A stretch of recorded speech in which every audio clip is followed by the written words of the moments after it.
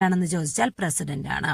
എന്നാൽ കേന്ദ്ര മന്ത്രിസഭയുടെ തലവൻ ആരാണെന്ന് ചോദിച്ചാൽ ഉത്തരം പ്രധാനമന്ത്രിയാണ്. അപ്പോൾ രാഷ്ട്രത്തിന്റെ തലവൻ പ്രസിഡന്റും കേന്ദ്ര മന്ത്രിസഭയുടെ തലവൻ പ്രധാനമന്ത്രിയുമാണ്. ഇന്ത്യയുടെ പ്രഥമ പൗരനാണ് രാഷ്ട്രപതി. ഇന്ത്യയുടെ സർവ്വസൈന്യാധിപൻ എന്നറിയപ്പെടുന്നതും രാഷ്ട്രപതിയാണ്. ഇനി രാഷ്ട്രപതിയുടെ തിരഞ്ഞെടുപ്പുമായി ബന്ധപ്പെട്ട വളരെ ഇമ്പോർട്ടന്റ് ആയ ഒരു ക്വസ്റ്റ്യൻ ആണ്. രാഷ്ട്രപതിയെ തിരഞ്ഞെടുക്കുന്നത് എങ്ങനെയാണ്?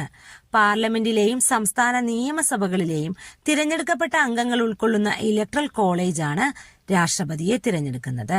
അതായത് അതിന് പറയുന്നത് പേര് സിംഗിൾ ട്രാൻസ്ഫറബിൾ വോട്ട് വഴി ആനുപാതിക പ്രാതിനിധ്യ സമ്പ്രദായമാണ് രാഷ്ട്രപതി തിരഞ്ഞെടുപ്പിൽ അനുവർത്തിച്ചു പോരുന്നത്.